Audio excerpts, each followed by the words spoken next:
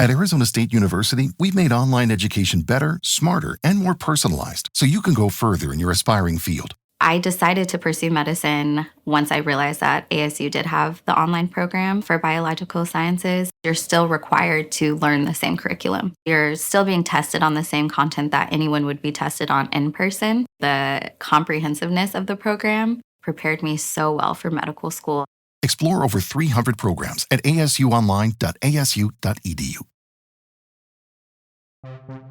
You seem to still be up there somewhere. Maybe I am. There are flying saucers. Supposing they're Martians or something in there.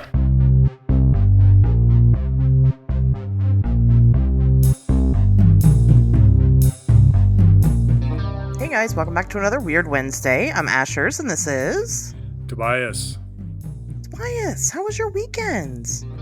My weekend was great, but very, very hot, very sweaty. It's been far too hot and humid here in southern Wisconsin. And so I tried to stay inside as much as possible, except for the nighttime, once the sun goes down, it gets a little cooler out.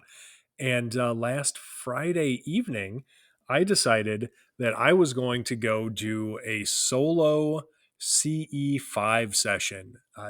We live in a small town, and we've got our house is on its own half acre, which is not a ton of land. We have a pretty big backyard, and I've got a great view of the sky back there, and it's pretty private. And so I thought, what the hell, right? It's getting nice out again. You don't have to make every paranormal thing you do a huge fucking production. I don't know if people know that or not. You don't even have to film it. It's not required. You can just do paranormal things. And so I decided, what the shit, right? I might as well. This is the season. We're back into investigation season. And so I did that, and it was cool. It felt good, sort of getting back into that mental space. And it wasn't spectacular in terms of mind blowing evidence or anything like that. But I did see some weird stuff. After I went through the crop circle tones, gotta play them tones, and I did the full meditation where Stephen Greer just tries to talk to you in a soothing voice for fucking 20 minutes. I did all that. I did it by the fucking book, right? Exactly like you're supposed to. And and then I got into the sky watching part, and I saw a couple of weird things. The only thing that was really sort of inexplicable to me was, I swear I saw this bright white light, and it was up in the sky, probably 9 or 10 degrees above the horizon, and it just flashed real quick. So there was nothing, and then it flashed and then disappeared. And I thought that was weird, and I couldn't figure out what it was. I tried to experiment just to make sure it was nothing reflecting off of my glasses. Nothing. I mean, it didn't seem like that, but you got to rule that stuff out. And so I just ultimately, I don't know what the hell it was. So that was unexplained, which qualifies it as a UFO.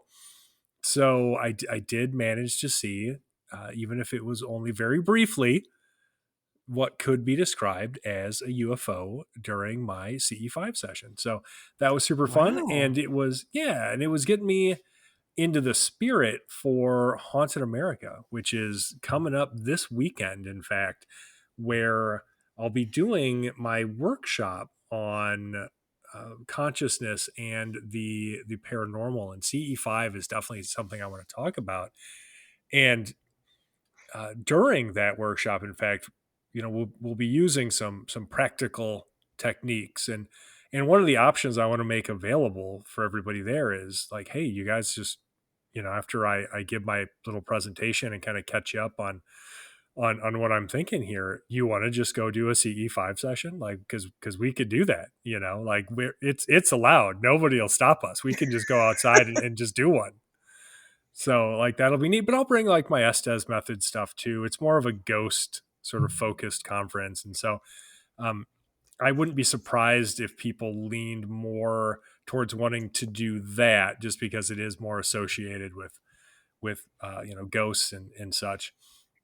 Although it would be fun to do the CE5, so we will have to see. But yeah, no, I mean it was a lot of fun. I enjoyed it. I did other nerdy stuff this weekend, which is the same nerdy stuff I always do.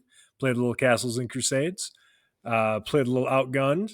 Basically, just the tabletop role playing games that I am generally enjoying these days. And but I knew that people that actually listen to this show would probably want to hear about CE5, and I just want to remind everybody that like the lesson here is not just that it's fun to do stuff like that, but you don't need anybody else, one, and you don't have to go anywhere, two. You sure as fuck don't have to pay anybody if you don't want to. Although I did spend like $10 on the CE5 app, but it's a one-time purchase. So I don't think that's that bad. But I know there are people out there who are just constantly like consuming content, right? And I hear this so often at events and things. They're like, "Oh, I wish I could do that. I wish I could go and do all this paranormal stuff." And I'm like, "You don't have to go anywhere. You don't have to pay anybody. You don't have to buy all this useless equipment. If you want the experience, it's there. It is there for the taking." So let that be a lesson to everybody. You don't have to, there's no barrier to entry for you to be a part of this. And anybody who tells you there is a fucking asshole, and you should ignore them. That's what I'm saying. So anyway, that was my weekend. Good weekend. Sounds like a very productive and great week. Did you take any video? What was going on during your CE5? I sure didn't. I surely did not. And you want to know why? Because I didn't want to. I just wanted to have the experience. I was like, I don't fucking care. Like I don't have any video equipment that is going to be able to capture something in the sky in a meaningful way, even if it does show up. Because let me tell you, people, cell phone cameras are not designed to shoot video of faraway objects that are flying around. So That's true. Even if you do see something and you feel like it's not enough just for you to have the experience, if you want to do what, in my opinion, would basically ruin it and try to get your phone out and fucking video this thing, be my guest, but you're not going to capture anything that's all that cool, honestly. And it's the surest way to sort of disconnect yourself from the actual experience. And so if I'm on an investigation, like, we're in a haunted location and we're out hiking someplace where somebody's seen Mothman or Bigfoot or something, I will wear a body cam. And if it is useful, I will use a like an IR or thermal cam because it can see things that the human eye cannot. But generally speaking, I think that cameras in this field are wildly fucking overvalued for what they actually bring. For instance, and we'll get into this more in the news segment, is there a photograph or a video that anybody can picture existing that is going to move the needle? Like even a little, No. Of course not.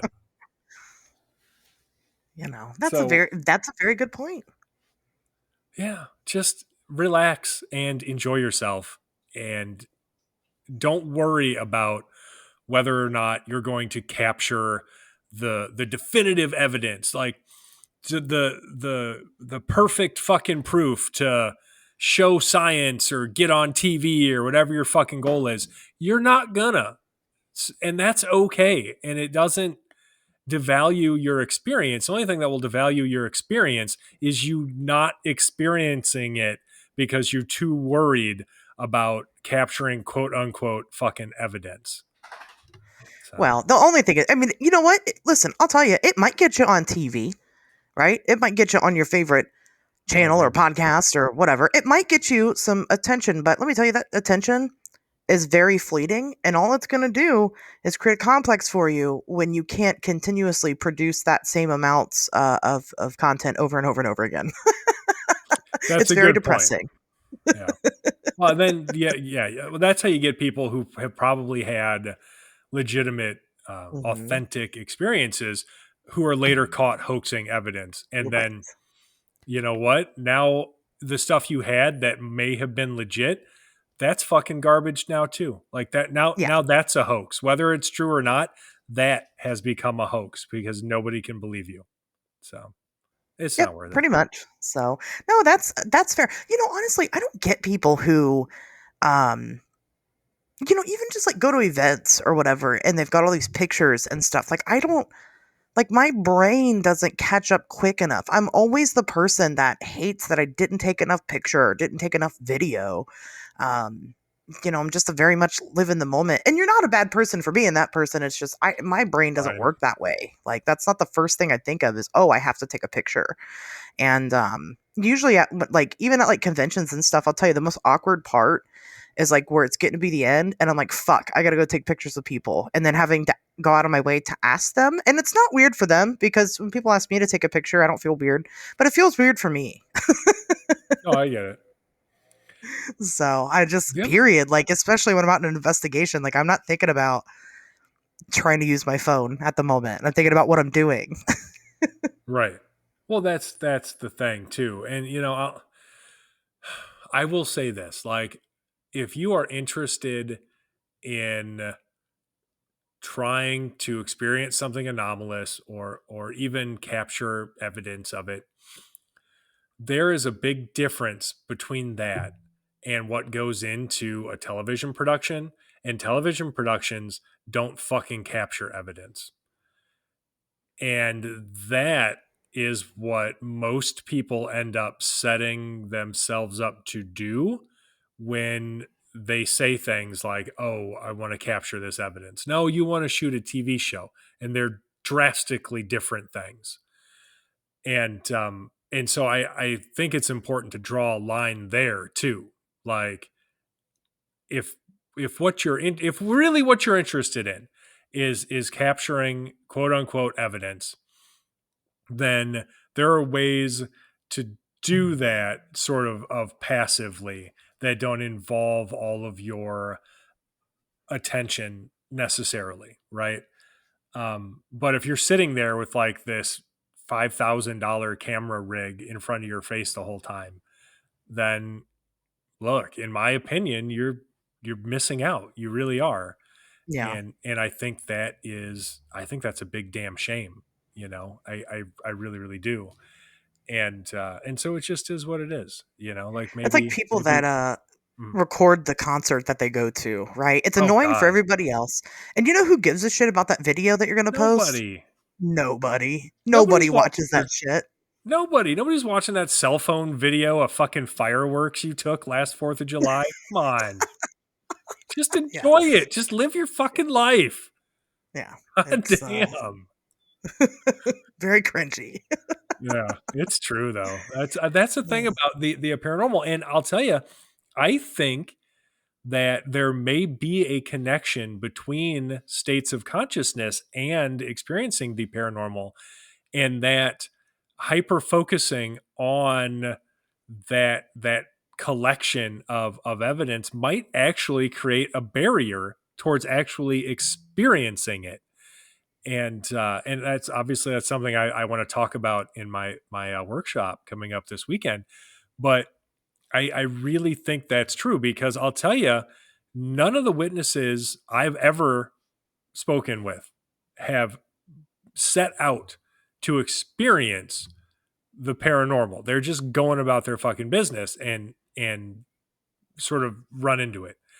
And I can tell you from personal experience, even if I am on a dedicated investigation, when I actually end up experiencing something, it's not when I am sitting there concentrating at my utmost, trying to like hyper focus on that intention. No, it's when I'm doing something else. It's when I'm distracted.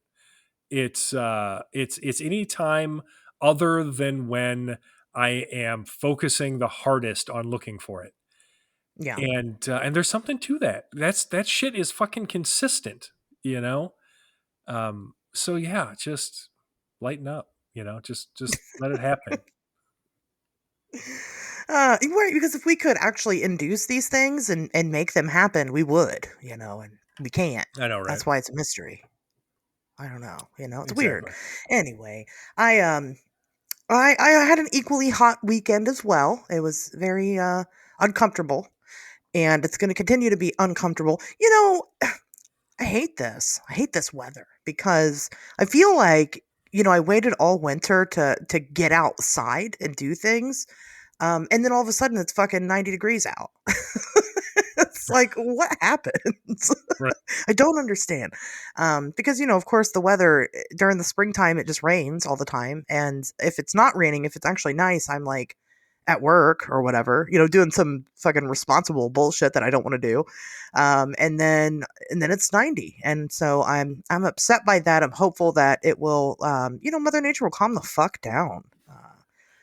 She needs to chill out. I know. And, let me have some outside time.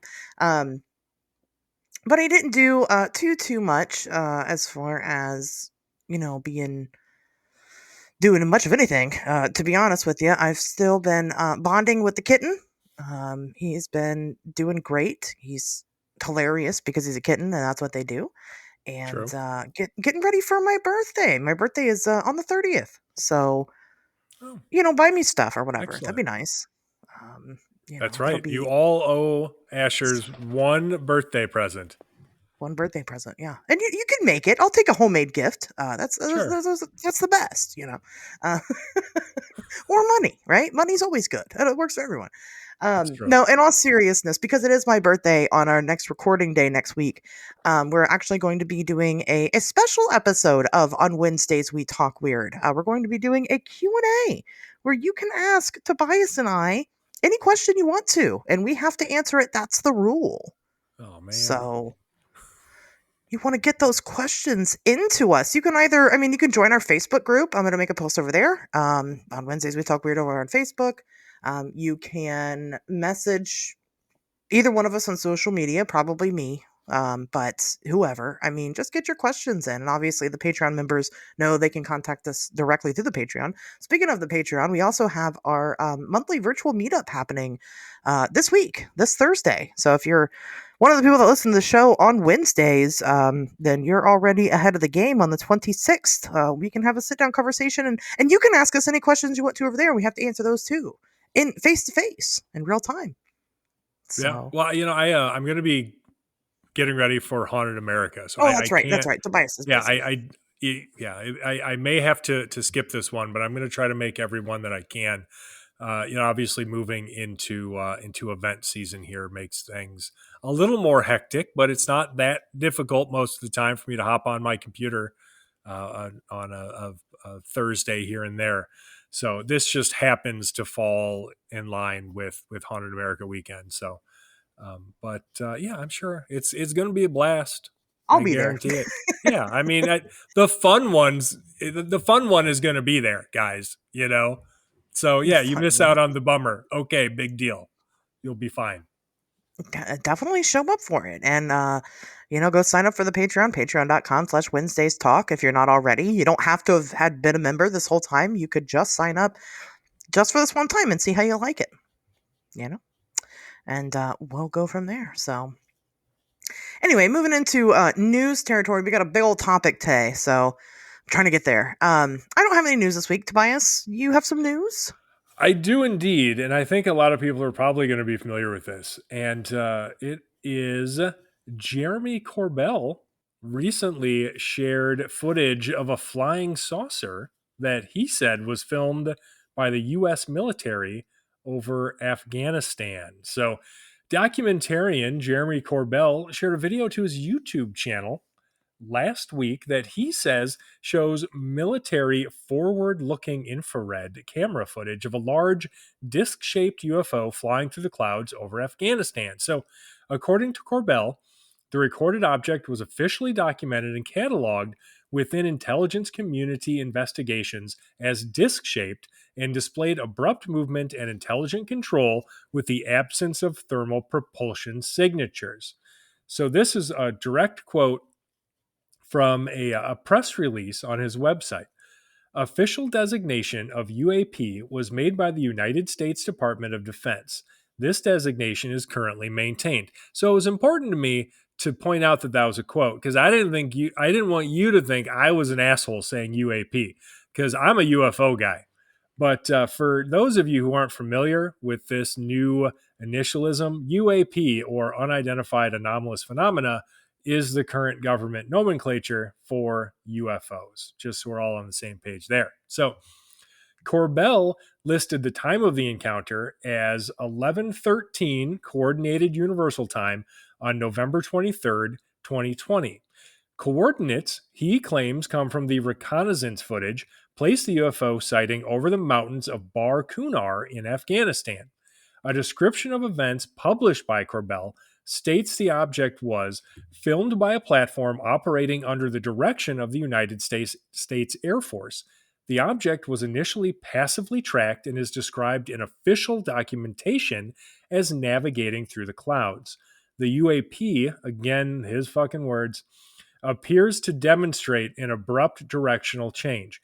Atmospheric disruption was noted in case documentation, as was the absence of traditional thermal propulsion signatures during performance. Its origin, intent, and capabilities remain unknown. So far, some skeptics have explained the object away as a balloon or water droplet on the camera lens, but those explanations have themselves been criticized as dismissive. Now, more open-minded viewers argue that how the object appears to move through the clouds and its directional change likely preclude the offered prosaic explanations. However, one thing both sides can seem to agree on is that the raw footage is necessary for any definitive determination to be made. Without that, and it does not appear to be forthcoming, this will remain yet another truly unidentified flying object. So, Asher, did you have a chance to watch this footage here? Of course. I did. What did you think? I think it's very interesting because this whole, I don't want people to think that I'm not in the know, because I am in the know. The whole video is very in alignment with the popularity of the metal sphere lately. I feel like the metal sphere has gotten a lot of traction. We've got the God, I don't know. That one country claims to have found an anomalous metal sphere. We've gotten tons of pictures and videos lately of metal sphere, and this to me looks more metal sphere than disc. And how many times do you think I can say metal sphere in this one episode? A lot. I think you're setting a record. I think so. But it comes off that way to me in the video. It is interesting. It does move weird. I don't agree with balloon. Just because I don't know. I just don't. It doesn't seem like a balloon to me.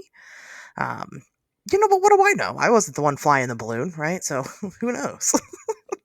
Yeah, fair enough. No, I mean, I agree, because normally if something is likely to be a balloon, and there are like recognizable characteristics that will point to that as an explanation, even if it's not what people want to hear, I'm the first person to be like, look, you have to allow for the possibility that this is a balloon. But I'm not really seeing that in this particular video.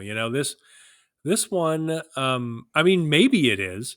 Now, it's possible that there is some parallax happening that is creating the appearance of motion because of like camera movement or something similar. without knowing more about the circumstances under which this was shot, we just can't say. But to the naked eye, yeah, it very much seems to be an object capable of making very, very sharp turns, which of course would rule out something like a balloon. Yeah. So who knows at this point? It's another fucking video that ultimately proves nothing. And this is why I wanted to mention earlier, like, is there even a photograph or a video that could move the needle at all at this point? I don't think so. I really don't. I think it's going to take more. We get these videos all the time. And, when it's not Lou Elizondo holding up a picture of a fucking chandelier or something and claiming it's a mothership, which, is obviously super fake, it still doesn't fucking prove anything. It still doesn't create the kind of scientific curiosity that we would be hoping for. So at this point, and I want to say too, ufology only has itself to blame here. You cannot prop up the number of grifters that this field has for as long as it has and expect people to just be cool with taking your word for shit or accepting evidence that you're not going to display the provenance of. Obviously nobody cares about your video if you're not going to provide the raw footage, if you're not going to give them the details they need to actually make a qualified determination. Nobody gives a shit, and nobody should. So that's where we're at. I think that it's a good video for the commoners, right? It's like, oh shit, look at this. This is legit. But for people like you and I, we're just like, another UFO video. I hate to be that way about it. I think that this one is less balloon-like than Corbell's jellyfish video. Remember that? Yeah. I know you do. I do. I think The probe droid, the Imperial probe droid. Yeah. That one. Yeah, that one. That one to me looks more like a balloon cluster than this one looks like a singular balloon just because of the movement alone. The wind normally the wind blows in one direction, at any given time. It's usually not like, blowing to the east and then suddenly to the west and then suddenly back to the east and, like this way, Right. the way this thing moves, right? And a balloon isn't like, well, I'm just going to go this way now. It's not sentient, so Probably not. Yeah. probably not. So, it's certainly, I'll tell you what it is. I know exactly what it is. You ready for this? Sure. That is a video of an unidentified flying object. What? Shut up. Yeah. Yeah, I know, right? Crazy. But it is, So. No, it totally is. And yeah, I don't want people to think that I'm out here saying that it's not. It absolutely is. But a UFO is just an unidentified flying object. It doesn't mean that it's an extraterrestrial or extra dimensional or whatever means of conveyance. It's just something that we don't know what the hell it is. And we're unlikely to be able to figure it out because we're not going to get the kind of evidence out of this that will allow us to figure it out. So here we are. I just think that the timing of it is a little suspicious for Corbell to roll this out in the height of the metal sphere. That's what I'm saying. True. And that doesn't mean that it's because it's fake or he faked it or, whatever. I mean, I get how social media marketing works, right? I understand. You talk about shit while it's hot. I get it. And maybe that's what he was waiting on to release this because this is old footage, right? It's from 2020, isn't it? Yes. That's when it was recorded. It may have just recently been brought to his attention, but it could have been. Yeah, it could have been. But I don't know. I just don't think that's an accident when that's the hot top. Ever since that fucking egg, right, that they talked about over on News Nation. So that obvious balloon? No, that metal sphere. Are you talking about the one where it was in like the cradle and they were lowering it to the to the ground and it was obviously a balloon because it had no fucking mass? Right. Yeah. So the egg. So but it's like now, metal sphere seems to be the hot new Tic yeah. Tac or whatever. People talking about the what is it, the Booga sphere or whatever, the one from Colombia, and then there was Yeah. another one from Mexico, like even Yep. more recently, I think. Yep. Yeah, it's hot right now. That's the cool they new are. thing right now in ufology. And Yeah. and now here we are with Corbell's video, and people are going to be all metal sphere. I know it. Yeah, probably. I immediately coined it as a flying saucer. It didn't even occur to me. I was like, oh, now that you mention it, I was like, yeah, okay, sure, I could see that.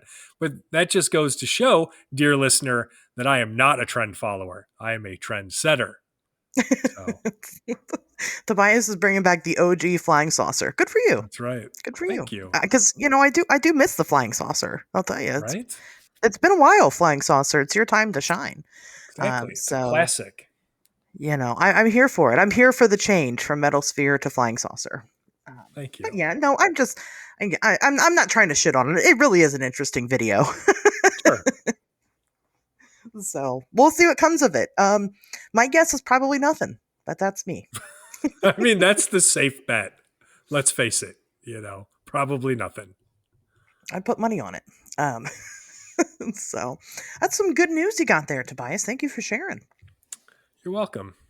That's why I'm here. And of course, we'll put the link in the description so you can go watch the video yourself and make up your own conclusion. Do you think it's metal sphere or do you think it's flying saucer? Let us know. Join our Facebook group. We'll talk about it. You got to pick one though. It's Team Metal Sphere or Team Flying Saucer. Yeah, And there's no one middle of of the road. those. Yeah, one of those were best friends. The other one is dead to me. Take your pick. Right. Okay. This is going to be a big topic. And let me tell you, listen, guys, listen. I have a disclosure. I'm sorry, not a disclosure, a disclaimer, right? About the fucking government up front. It's not hashtag disclosure time, finally. No, it never will be. It's true. Here's my disclaimer up front. I did not write this story. Okay. I have been doing my research on this subject, and one thing that I find that people like to bitch about whenever anybody covers this topic is how all over the place it is, and how it's hard to follow and it doesn't make sense. You guys, that's because it's hard to follow and doesn't make sense. Okay. Yeah, it's not. because it's not real. It's because it's not real, right? It's not my fault. It's not Tobias's fault. It's not Nate's. It might be Nate's fault a little bit. I think he was. I'm willing there. to throw him under the bus if we have to, if it comes to that. I heard that he might have been there on the USS Eldridge back in 1942, but that's me. Yeah, this is not our fault. So this is an episode, normally we have a pretty chill show, and and if you kind of passively listen to it, I don't care as long as it's getting a listen.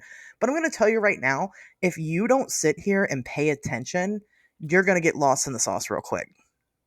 So, sorry to tell you that. So you got to pay attention. I'm already to this. lost. We haven't even started yet. I have no fucking idea what's going on right now. So I have built the best possible timeline that I can. You guys know, usually like to do these things from the start to the where we're at now. I tried. Okay, I tried my best. But when you're talking about time travel, and there's a lot of it in this, that's difficult. But we're trying here, so bear with us. Tobias, what's your history with the Montauk Project? Well, I got to tell you, my history with the Montauk Project, it may not involve time travel, but it does go back quite a bit. Because I'm sitting here, and next to me is my copy of the Montauk Project Experiments in Time by Preston B. Nichols with Peter Moon. And just opening it up, the original copyright for this work, of course, was 1992. I have a 7th printing, so this book did pretty well from September of 1999, it being the year of our Lord 2025.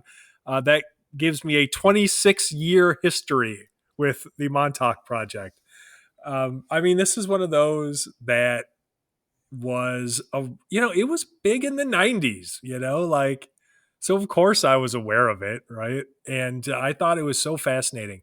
It was one of those stories that you would hear mentioned by like ufologists, like you would just see a mention of it somewhere, and the like whatever sparse details you would get with that mention would be so tantalizing, so titillating, in fact, that you would just be like, oh man, Montauk Project, I got to learn more about this. This is big if true. And so yeah, I went out and I bought this fucking book and I read it and I was like, this is nonsense, but it's super entertaining. Like Yeah. it's a neat little sci-fi story.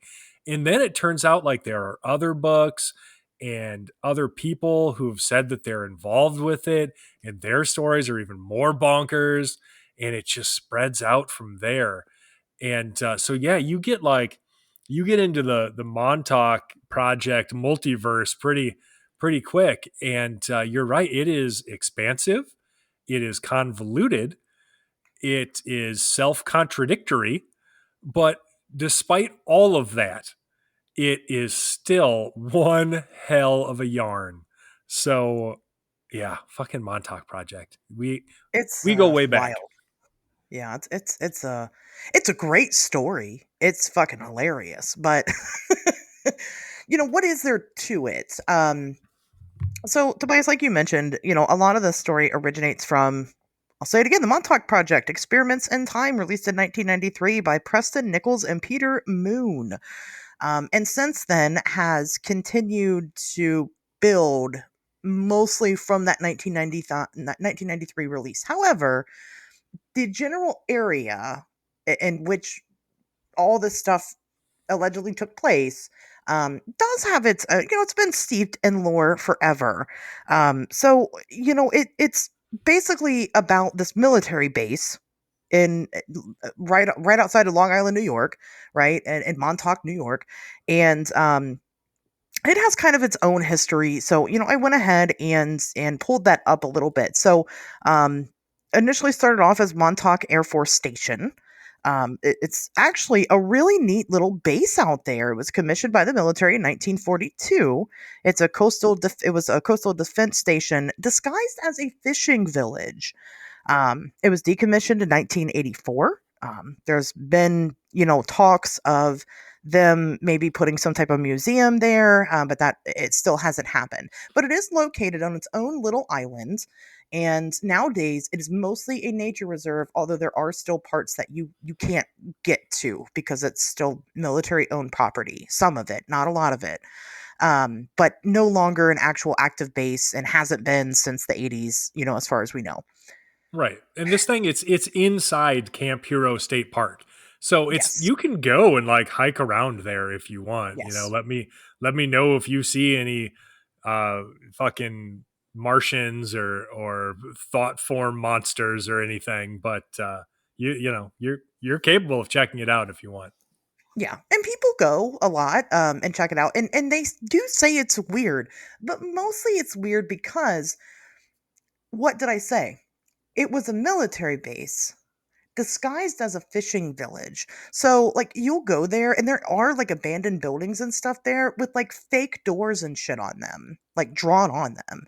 And that's on purpose. It's not a conspiracy. They did it so that way, if an enemy were to look at that island, they wouldn't suspect military base. They'd see doors on buildings and windows and stuff like that and think, oh, it's just a little fishing village. Right. That was on purpose. It's true. Well, you had to think like back at that time, we're talking about something built in the 1940s. It's not like there was satellite imagery and expensive optics and shit that people were relying on. No, it literally would be like, whatever it looked like from the cockpit of a plane. That's what people thought it was.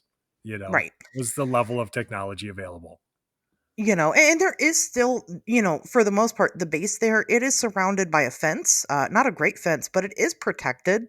You're not supposed to trespass on it. There's probably cameras on the property because some people have talked about going and, being accosted by police out of nowhere that seem to appear out of nowhere. Well, it's probably because they got fucking cameras. They know you're coming from a mile away. I mean, right.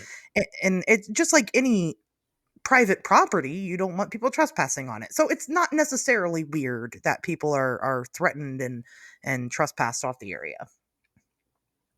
So Yeah, don't trespass. I feel like we've said that before. yeah, don't do that. I'm pulling up my timeline of events here, and let's get into it. This story has got everything. Anything that you can think of, somebody somewhere has claimed that it happened within this secret military program. The Montauk Project, the simplest way to explain it, if you've ever seen Stranger Things, they say that is very heavily influenced by the Montauk Project. Which, if you don't know, a weird little town in the middle of nowhere. They got psychic children that they're experimenting on while they're also opening up portals to other dimensions. Watch Stranger Things. It is good. Good show. It is good. Who do you think you are not watching Stranger Things? Get out of here. Go watch it. Are too cool for things that are trendy. They're right. They're too You're edgy. Not better than us.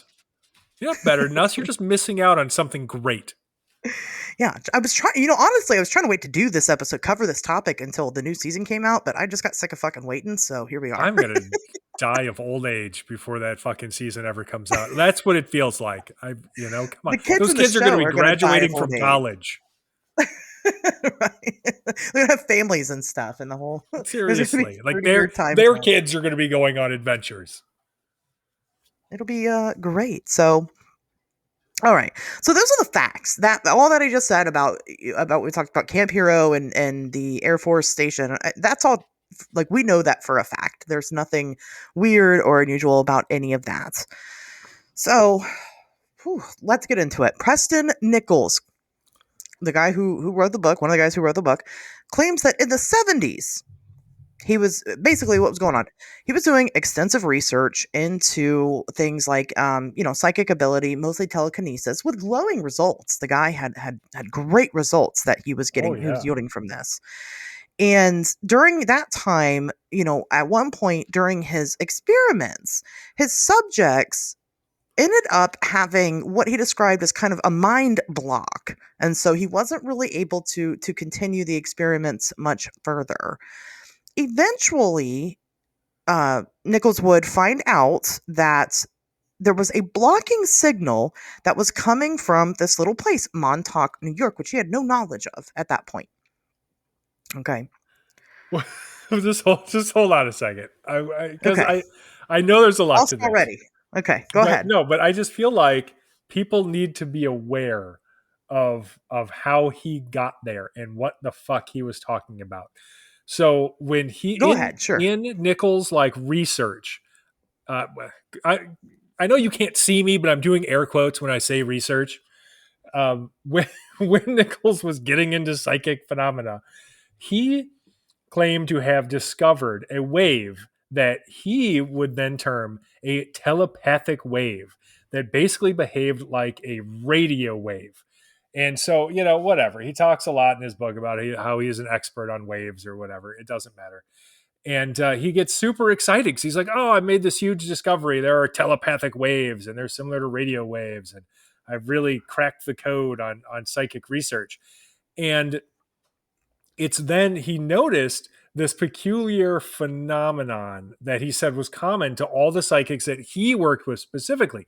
Every day at the same time, they said their minds would be jammed and they wouldn't be able to think, right? And so at that point, he makes a connection. He's like, okay, telepathic waves that act like radio waves, something is blocking the signal. That's when he invents a little device, he says, using his own radio equipment to be able to pinpoint the source of what's jamming this.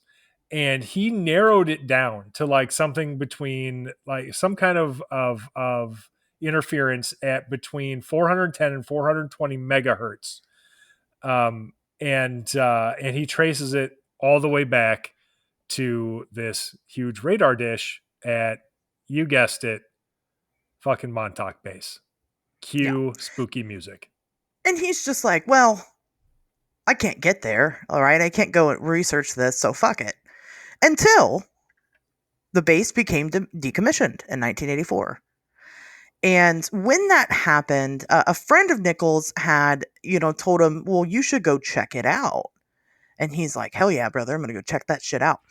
So he does go and check it out alongside.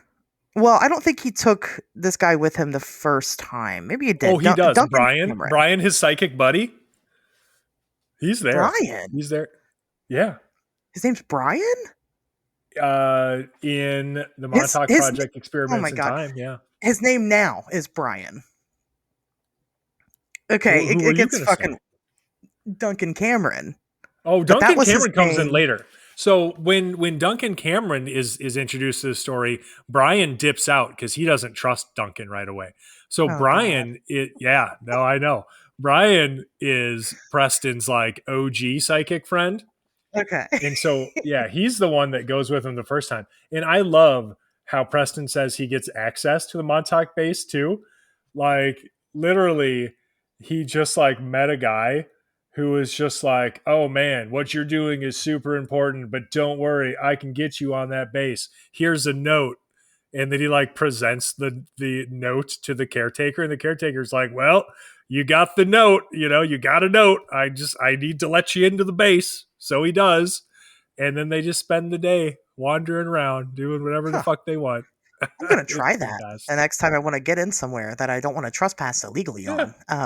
Just going to write a note. Be like, well, I know that you are legally allowed to shoot me if I trespass here, but I have this note, you see. So, oh, well, shit, you've got a note. All right, well, have a good day. I mean, I'm going to sign it President Trump.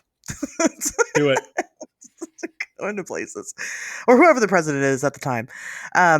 Anyway, guys, listen, I'm not shitting you when I tell you this. It is all over the fucking place because I didn't even know about this fucking Brian guy. So whatever. It sounds like he's not going to be a huge part of the story.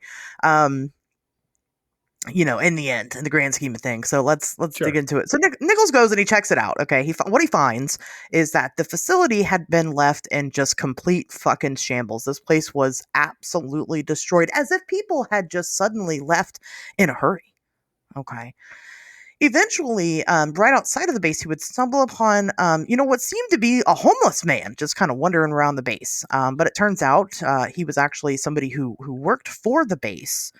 And this man, basically shares with Nichols, it was abandoned when that large creature attacked. That creature was unleashed on the property and tore it apart. And Nichols kind of pressed further on the man, and he was like, a creature? What kind of creature? And the man was like, huh? And just kind of looked shocked at him. And he says, you don't remember? You're Preston Nichols. You ran the Montauk Project. And Nichols is like, what? Pretty much, yeah. If you've seen Home Alone, like I assume at that point he makes the Macaulay Culkin face. Yep. I mean, this is just the very beginning, folks. Oh yeah. There's so much more. There's so many books that just Preston Nichols himself has put out about this whole thing. I am trying to do Montauk Project for Dummies, so here we are. I get it. So this is when Nichols eventually gets together with a psychic by the name of Duncan Cameron. This is where Duncan and he's a main player in the story here. They go out to the base together, and Duncan knew his way around the entire property without, to his knowledge at that point, having ever been there.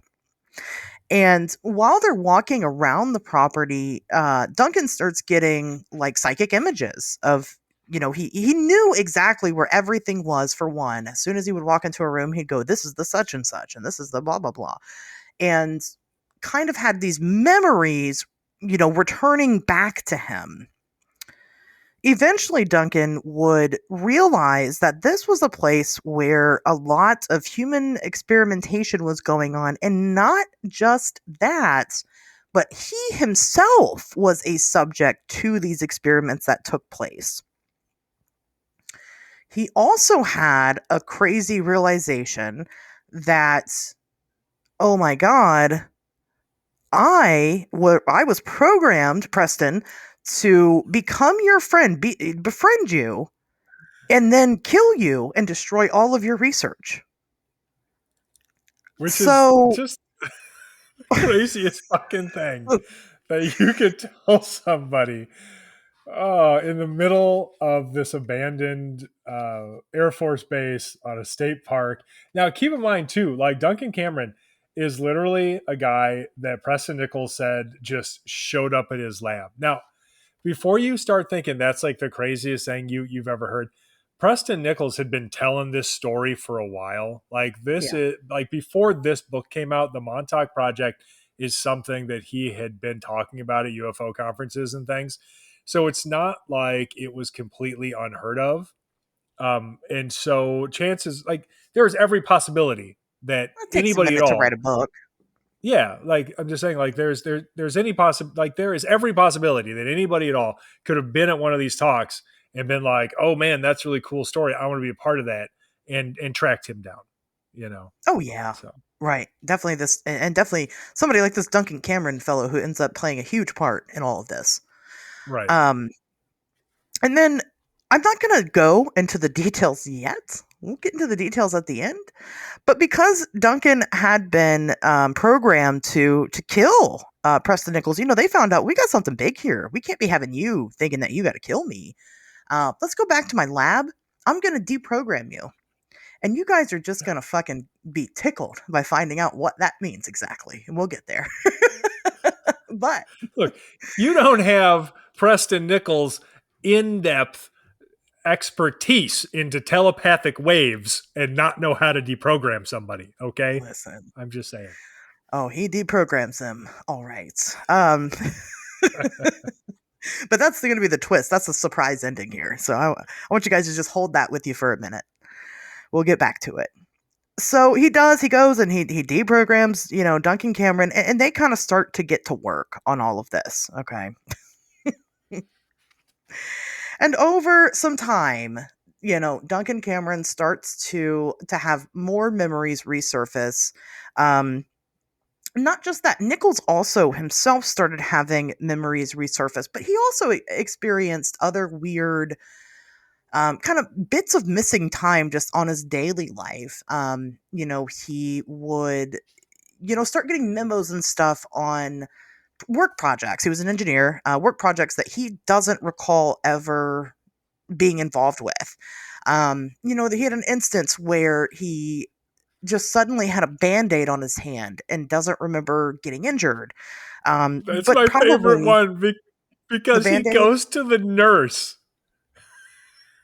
He goes, okay, I'm sorry, but this is the No, go best ahead. one because he suddenly realizes like his hand is a little achy. He looks at it, sees there's a Band-Aid on his hand, goes to the company nurse to like inquire about the Band-Aid on his hand. She's like, I don't fucking know how you got it, dude.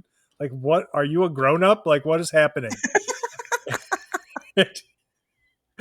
She's like, you must have taken it out of one of the first aid kits. I mean, Jesus, and and he's just like, I don't remember that at all. And then security like shows up at his desk, and he's just like, oh shit, they're onto me. They're all part of the conspiracy. And I knew then that I should not like talk about the mysterious Band-Aids any further. And it's like, no, you just sounded like a crazy person, and they were probably doing a wellness check because you're like blathering on about how this mysterious Band-Aid showed up on your hand. That's weird as shit, dude. You had to know that was going to sound insane. Sorry.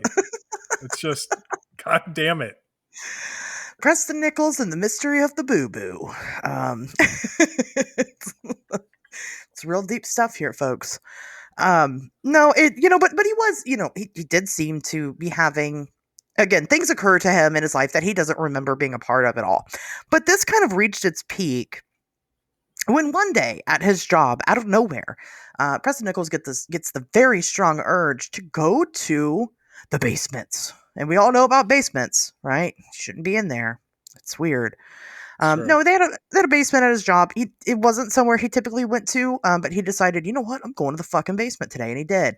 But when he got to the basement, he was met by a strange man who handed him a badge of sorts with his name on it. And Preston didn't know that man. He starts kind of wandering around the basement a little bit, but he kind of knows where he's going. He's got this weird feeling of, I've been here before, I know this area, until eventually he finds his way into an office much nicer than his own office that he remembers. This office has a nameplate on the desk, and it's his. It's his nameplate. Not just Whoa. that, it also has a title on the nameplate that says that he is the administrator of the Montauk Project. And he's like, what is this Montauk Project that everybody keeps accusing me of running? Right. So, long story short, with Preston Nichols and kind of just how this all it just unwinds this way, right? As he's approaching these areas that he didn't remember being at, that he had been, or having these experiences, or finding little clues here and there, more and more memories start to come out. But we're going to take kind of a break for a second from Preston Michaels, and we're going to talk about Duncan Cameron a little bit more. Because this is all kind of running concurrently. They're kind of having the same shared strange experience. So Duncan Cameron, he's also having strange memories start to crop up. And the strangest memory of all is he is remembering kind of details of not necessarily a past life, but something that he was specifically involved in. And that would be, how can we do this in a concise way? That would be the Philadelphia experiment. Well, you got to start with Al Bielek if you're going to get into the Philadelphia experiment. Well, I was going to bring up Al Bielek next, but we can start with Al. Well, because it all starts with Al, because Al is the one who introduces all of that anyway. Into the whole thing, yeah. Yeah, because Al. So, long story short, yeah, Al you guys ends still up. with us? You still here? Do you need Right. to rewind and take a break and re-listen? Because it just gets crazier. So yeah, I mean, Al is this guy who decides. Okay, so he's interested in all of this stuff, right? And this is the way that they present this story. He goes to this talk that Preston Nichols and Duncan Cameron are doing, and he claims that he has this instant connection with Duncan Cameron. Like, he recognizes him, he goes up and talks to him, and they just feel like they know each other, and there's just something weird going on there. And now, this is something important, and we haven't mentioned it yet, but we really should have earlier, because early and often you got to remind people in this story that a lot of these so-called memories that people are talking about come through regression hypnosis. Yes. These are not natural memories that most of these people came by just one day suddenly remembering. No, these are memories that were supposedly recovered through regression hypnosis. So that's if you needed another red flag, here you go. I know you're running out of room, but here's another one. Anyway, so he through regression hypnosis, then they that's when you get into the Philadelphia experiment, because you come to find out, of course, that Al Bielek hosts the consciousness of Edward Cameron, Duncan's brother, of course, because they were both involved in the Philadelphia experiment and traveled through time. And it's a huge, long, convoluted story.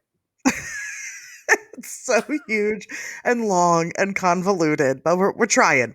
We're going to just work with what we got here. So, yeah, the Philadelphia experiment, first and foremost, is another conspiracy. I guess I should have started with the Montauk Project is a conspiracy. Philadelphia Project is also another conspiracy. And I have been wanting to kind of cover it because it does deserve its own episode. It's big, and it's interesting. But basically, the gist of it was that during World War II in the 1940s, specifically in 1942, the government was attempting to make craft like ships, like boats and stuff, invisible. Okay, it kind of started off as invisible to radar and has transformed into invisible, like, period, like straight up, I'm right in front of you, but you can't see me. So Right. that is the abridged version of the Philadelphia experiment. However, you now have these two people, these supposed brothers, Duncan Cameron and Al Bielek, who, like Tobias said, was the consciousness of Duncan Cameron's brother, Edward Cameron. And they worked on the ship that the government experimented with this invisibility situation. Okay, it was the USS Eldridge. And Right. what happened was the government was successful, if you take this as fact, was successfully able to make this ship disappear. However, when it reappeared, there was a lot of fucking issues. Supposedly, there were sailors who had, kind of manifested like between, like, stuck in walls and shit that had died. There was a lot of casualties, but there were also a lot of soldiers that were missing. Two of these missing players ended up being Duncan Cameron and Edward Cameron. And through a very long series of events, okay, they had both ended up, well, specifically Al Bielek, who is Edward Cameron, had ended up, when the ship disappeared, traveling forward in time to the year 2137, where he woke up in a hospital bed and was being treated for like radiation treatment, and it was just crazy. He learned a lot about the future and their time there. He eventually also time traveled to other points, and Well, these guys, this story, it changes constantly. constantly. It's not a consistent story, but the most often repeated one is they are transported the first time, like they do go forward to what, 2147 or whatever eventually, or whatever. But the most often repeated version of the story is the first jump. We're going to treat it like quantum leap. Like the first jump, they end up in like 1983, and they end up becoming psychics for the Montauk Project because they have the Montauk chair, which amplifies people's psychic abilities. Of course, both of these brothers are super duper psychic. And so using these Montauk chairs, they're able to like cast their consciousnesses across time and space with almost no limit. And in doing so, they like jump forward far enough into the future. I kind of want to say it was like 2029. Like it's coming up, guys. So get ready for this, to find out that like the Earth had been through this nuclear war between the U.S., Russia, and China, and everything got all fucked up. But don't worry, because we're still creating cool technology, and everything ends up being fine. Because they jump way, way, way further into the future and discover like this utopia, and they want to stay at the utopia, but they can't stay at the utopia. So that's disappointing news. And like it ends up that like Duncan is dying because it's too much. Like they can't handle all the awesomeness. The human body isn't designed to contain that level of fucking big dick energy. And so they are going to die if they keep doing this. And so the guy behind it, it's a scientist, damn it, and his name is escaping me, but it's important because the guy actually died back in the 50s. So it's a huge hole in the story. I'll think of it later. It's physicist John von Neumann, who Thank really you. is like a very important figurehead in quantum mechanics and physics, and Yes. did a lot for us. But the point is, he died of cancer in 1957 and was not around to to lead the Montauk Project in the early 80s when these guys said, or well, this one guy, Al Bielek, said that he was. And so in desperation, after finding out that their experiments were destroying the space-time continuum and causing these rifts that were killing them, they sent their consciousnesses back to be reborn in different bodies. And so that's how Al Bielek ended up with the consciousness of Edward Cameron in his, like, locked in his mind, because what the leadership of the Montauk Project was thinking was, okay, if we need these guys again, because again, like, they're just amazing, like, just the greatest guys. Every woman wants to be with them. Every man wants to be them. Like, just super fucking heroes. If we need them again, at least they'll still be around, locked in the consciousnesses of these otherwise normal people, I guess. And I guess that pretty much catches us up as to how that happened. I'm sorry. It's just, it's it's so ridiculous, you guys. Because that is, I mean, yeah, and Tobias is right. That is all its own fucking whole 3 books on its own, I promise you. Yeah. No, you're not lying. It's a whole thing. It really is. Because you know how they end up getting, together with John von Neumann. He's fucking, he didn't actually die. That was a government cover up so that he could secretly work for the government on the Montauk Project, because he helped with the Philadelphia experiment. The Brookhaven National Library had researchers that found out that the soldiers on the USS Eldridge were able to be they had these amazing psychic abilities, and they were able to be mind controlled. God, we're now going to start to kind of shift gears into that. They were able to be mind controlled easier. So that's where you kind of get to tie all these experiences together.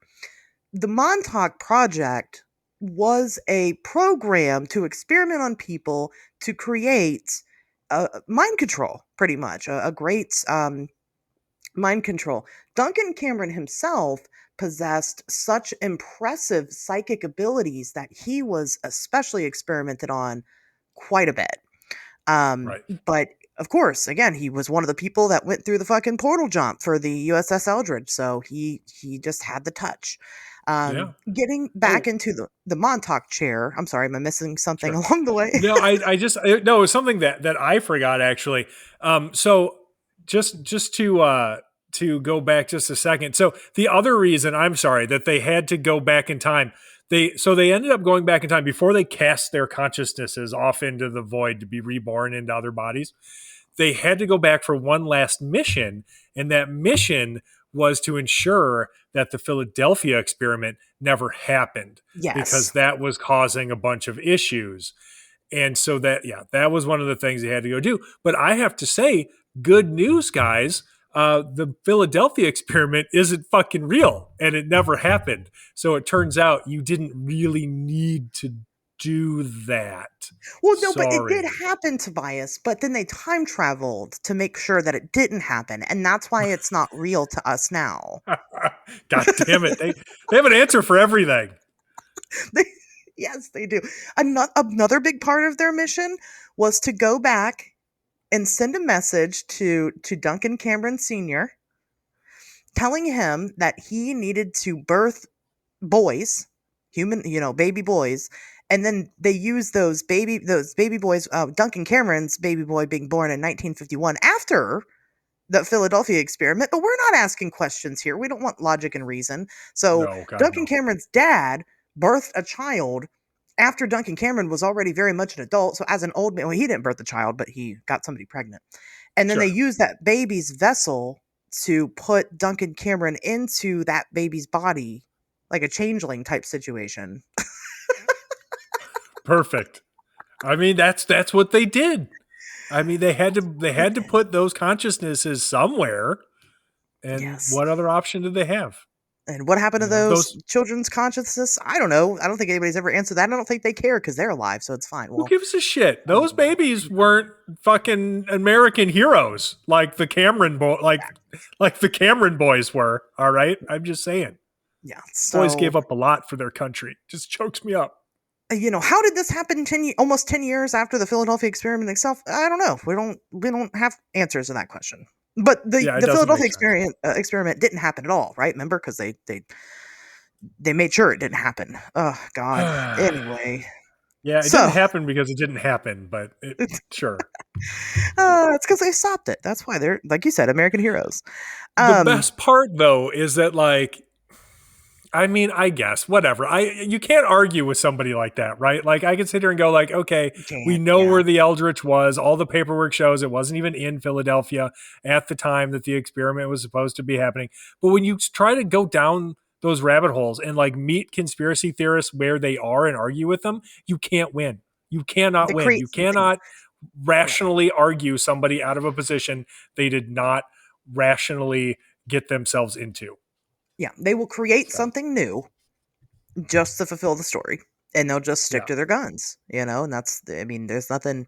If you go and walk up to somebody and you say that the sky is blue and they say no it isn't, and you're like, yeah it is, you can look at it, but it isn't blue, and they just keep insisting over and over and over again that the sky is in fact, I don't know, pick another color, red, gray, green, it doesn't matter. um Vermilion. Right. That is, I mean, that's a conspiracy theorist. You're never going to get past that a certain point. If Right. they can't then make shit up, they could be like, well, you think it's blue because of your perception of reality, and the government influences you and wants you to believe that it's blue because of HARP and how they control things and how they control the air around us That's and the right. chemtrails. And I mean, they just, Chemtrails made you think it's blue. they just talk in basically technobabble in order to confuse you. Um, And that's why these books don't make sense, because technobabble actually doesn't make sense when you pick it apart. It's meant to be confusing so that you buy it, because unfortunately, people do. People still subscribe to this idea. Anyway, I gotta say, I mean, just honestly, to that point, flipping through, like I said, I've got my copy of the Montauk Project Experiments in Time right here, and flipping through it, there are some very impressive looking like charts and diagrams. oh, charts and And diagrams. Wow. I mean, there are. And if you are me in 1999 and you're just basically a kid reading this, you go, oh, wow. Okay. Yeah. No, very interesting. I understand all of this. And it, as a much older adult at this point, like I look at it and go, oh, yeah, this is horseshit. But if you don't know what you're looking at, like it is impressive and there is a lot of it. And the charts and diagrams are compelling. And he's got lots of photographs of the area and different things. And so I absolutely see why somebody picks this up, looks at it, and at least at first glance is like, huh, intriguing. I mean, I really do. I'm not just saying that. So it Well, is what it and is. we'll kind of get into this, the science a little bit, the actual facts as to why people might actually buy this story. I mean, it's not, you're not entirely stupid for buying into it because of the very real shit that the government has done, and we know for a fact has done to people. Right. So, and we'll get there. We'll get there. We still got a little bit more to cover Oh, yeah. on the general, the general idea of what's going on here. So, back to it, Tobias, you kind of touched on the Montauk chair a little bit. We need to talk about it a little bit more. So this piece of technology, you know what, if Tobias, if you want to get into the origins of where the Montauk chair itself came from, because again, that's a whole nother, probably 2 books at least, in this whole story. This is too much work. But I didn't pick it apart. Basically, it is this advanced piece of technology that comes from aliens. Yeah, I mean, basically, like it all has to do with like UFO crash retrieval conspiracies, and recovered like technology that has been reverse engineered, and the piloting system of these UFOs, like it involves a direct consciousness interface. And so they were able to use that technology to make these chairs that then like they utilize that like consciousness interface technology, and they amplify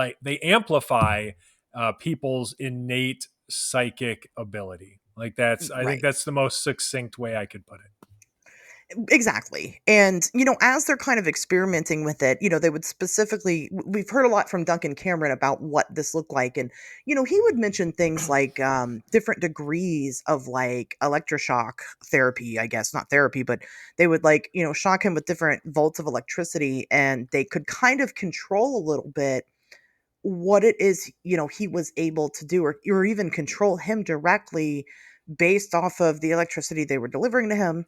These experiments would kind of ramp up more and more and more. And so the Montauk chair itself was a mind reading device on top of amplifying your psychic abilities. So you'd get hooked up to it. They'd have a computer with a screen and they could actually see your visuals of what it is that you're seeing in your mind. And this would eventually ramp up into not just seeing it on a computer screen, but actually physically manifesting objects in real life. So, for example, let's say you have a baseball. Okay, first it would start off as a baseball on the screen. Eventually, it would become a baseball in hologram form in front of you. And then the third and final step here is that the baseball would actually physically form in front of you in person as an object you could reach out and touch and grab. So they were able to Sorcery. pull objects. Yes, it was sorcery. They were able to pull objects from your thoughts into real life, which why wouldn't you create something less mundane than everyday objects? I don't know, Duncan Cameron. That's on you, my guy. I would have, thought of piles of money or something tangible, turkey sandwich, right? When you're hungry. Yeah, everybody in that room would be living a Spuds McKenzie Bud Light commercial. I mean, Yeah. something cool.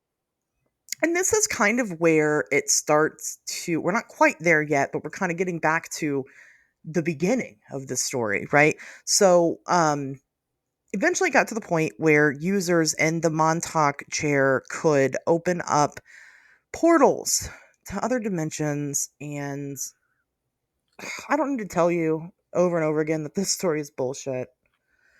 But y'all, that's not what a dimension is. And I just have to, I know it's Tobias usually getting on the fucking on the pedestal and ranting, but I'm going to go on a little rant here.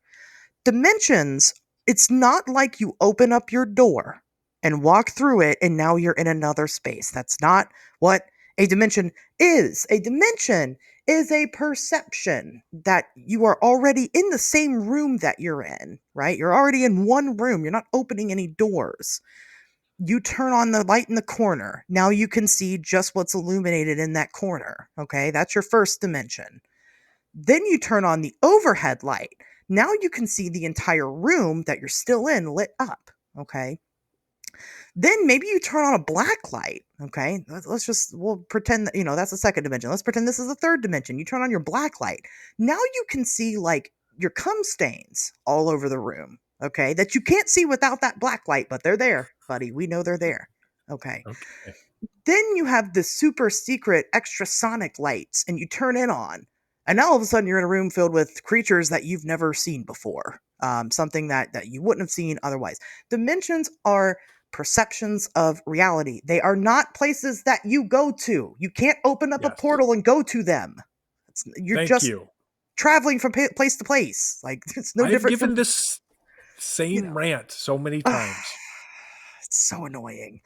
It is. People don't understand the difference between dimensions and parallel universes. And they say dimension when what they mean is parallel universe all the fucking time. And it drives me bonkers. Right. So. All the time. And actually, that room analogy, I just made that up on the fly. I like that. I'm going to use that in the future. Usually I just use basic string theory, but even that's a little too much for people and I get it. It's easy to explain to people in terms that they should understand because everybody is already familiar with three dimensions. Everybody knows like depth and width and height. Like you're already familiar with those, right? So like understanding those dimensions, like you're not traveling to a different universe just because you can like perceive depth, obviously. You're just like Asher said, you're just capable of perceiving something as it exists in a specific way. That's all it is. So you talk about like the fourth dimension, which gets a lot of fucking airplay these days. That is people perceiving or well, probably not us, but whatever. That's just the perception of time. So you think about like what a fourth dimensional entity would be like and how they would view time as sort of a spatial dimension where for them traveling between specific moments in time would be no different than us traveling from room to room, so you have to Right. imagine then what things would be like for them and what they would be capable of doing were such entities to exist. And that can explain a lot about the paranormal, actually. So Yeah. it's definitely a subject I think worth getting into, but it has nothing to do with parallel universes. Yeah, I think my better analogy when I tweak it a little bit and I start using this when I give talks is on that fourth light, the fourth secret light that you have. Now instead of just seeing your cum stains, you can see the cum stains from everybody that came before you and everybody that came after you, both literally and figuratively. It's too much. I don't want to see all that. It's That's man a better way not to meant put it. to see that. No, you weren't right. That's why you're a third dimensional creature, right? You're not supposed to be seeing that. But here you are in a Right. room filled with Can't handle cum. it. It'll blow your mind. Well, So something got anyway, blown anyway. bunch of people over the course of many, many, many years and centuries. So okay, back to the story. Like I said, I cannot drill that into your guys' heads enough about dimensions, what they actually are. So, um, gosh, I lost my train of thought. We covered the fucking time travel What? bullshit a little bit here. Yes. Okay. So aside from just Duncan Cameron, there are other players in this story who have eventually come forward on their own, or Preston Nichols himself have talked about, referred to as the Montauk Boys. Okay, so it Yeah. wasn't just the sailors on the USS Eldridge. The government was also allegedly kidnapping, I guess, boys only. They never mentioned girls at all. It's not the Everybody Montauk knows Boys for girls. boys are way more psychic than girls. Sorry, girls. No, I have no idea. Yeah, you're right. That is the story. Is Well, just there's a boys. reason for it. We'll get into it, but that's that surprise I told you guys about at the end. We'll get there. But it was specifically boys, and so the government's going around kidnapping wayward boys, basically boys from troubled backgrounds, right? Orphan children. Again, Runaways. struggling boys, but they already possess impressive psychic ability. How they know they have impressive psychic ability, I'm sure there's an explanation in there out of all these millions of books somewhere, but I don't know. Um, and the goal of all of this at the end of the day was not necessarily to open up portals. That came to be a bonus. The goal and the investment that the government had in this project was to create an army of super soldier children, um, that they could mind control. That's right. And that's where the boys kind of come into play. So you'll have other players in this. We've already mentioned quite a few people, but there's so many more beyond that. You have started having people that just came out of nowhere, out of the woodwork, saying, "I was one of the Montauk boys, and this is what I experienced."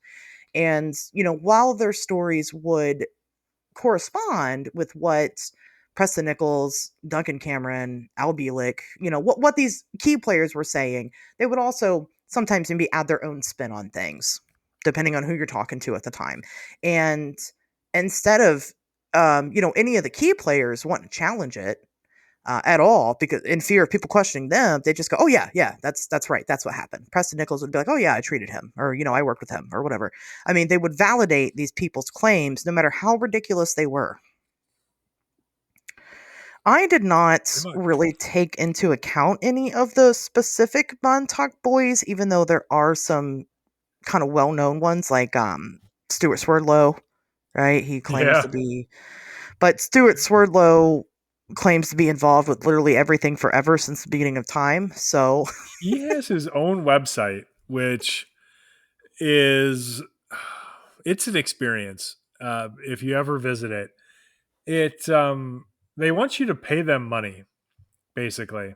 It's him and his wife. So Dr. Stuart A. Swerdlow. I don't know what he's a fucking doctor of or where he got his degree. I'm going to guess nonsense university, but who knows? And Janet Diane Merglia Swerdlow, who are two grade A, I don't know, Omega level psychics or whatever. And if you go to their website and you pay them this subscription fee, they will unlock the door to a world of limitless possibilities. And I don't know what the fuck that entails, but they talk about a bunch of shit and they use words like our intergalactic family has been waiting for you. And this moment where you reconnect to more of your oversoul and open your inner doors to reunite with your many multidimensional aspects.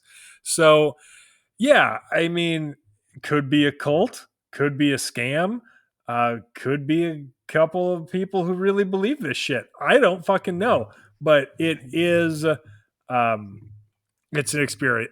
It's an experience to go check it out. And so if you want to, you got an extra 5 minutes and you want to see something kooky, it's expansions.com. So enjoy. Yeah, Stuart Swerdlow is a character for sure. He has alien DNA. He's also an Atlantean. He's also a Montauk boy. Like I said, anything and everything you could think of that's been thought of in the world of weird, he's involved in some type of way. The most important thing to know about him is he's the most special boy, everybody. You got to know that about him. Our little Stuart, he's the most special boy. He's and the don't most you special forget boy. Just our most special boy. And you could find out half-truths, potentially maybe about some of this if you just give him your money in some way, shape, or form. In every way, shape, or form. He's one of those people. And so anyway, like I said, he's probably the most, I feel like the most well-known, of these Montauk boys.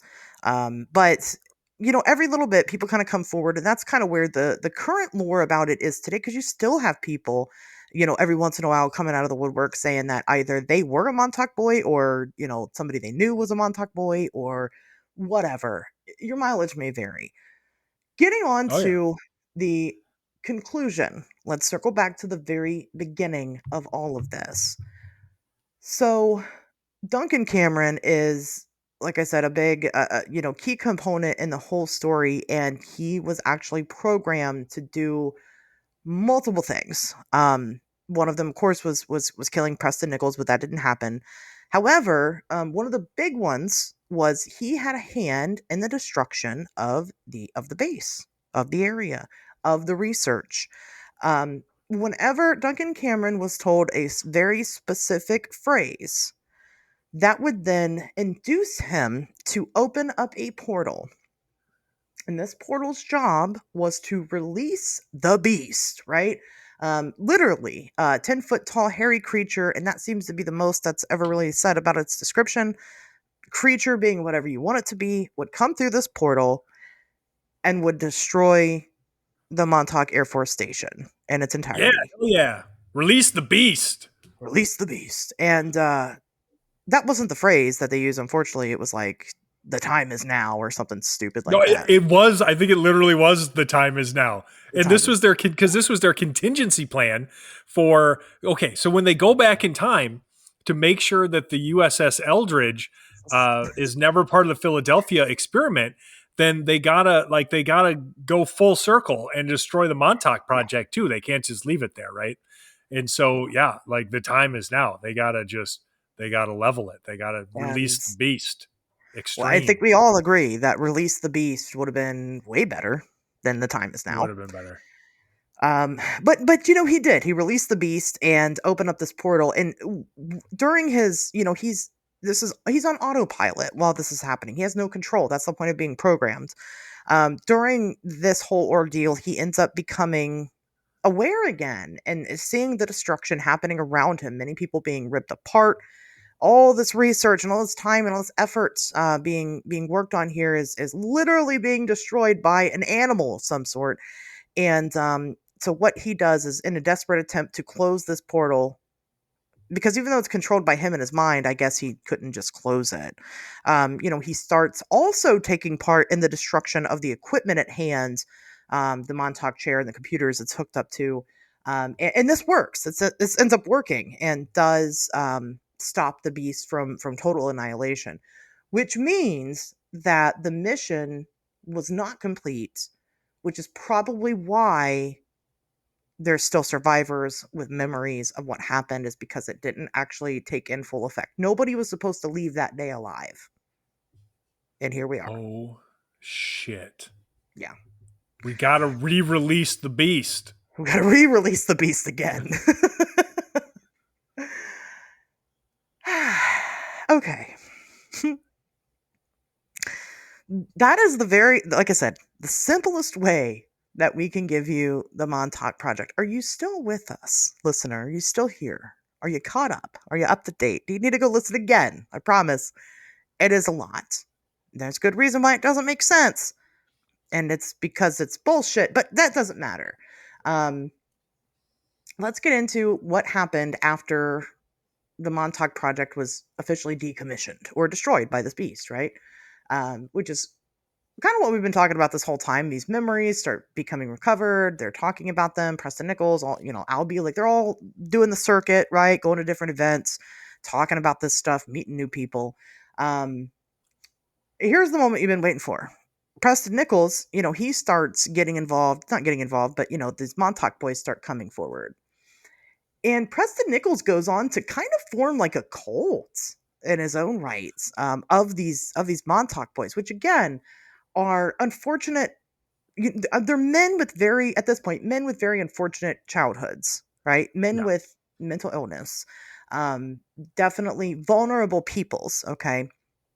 And Preston Nichols is going, I can help you. I can not only help you recover your memories, if you have missing memories or whatever, I can also deprogram you because you've been programmed to do some really heinous shit. Let's fix you. Let's heal you. Let's make you better. Right. And he ends up constructing basically a replica of allegedly what the Montauk chair looked like. It didn't actually function correctly, but he wanted to kind of put these people back in that situation. Especially, it was just part of the deprogramming process.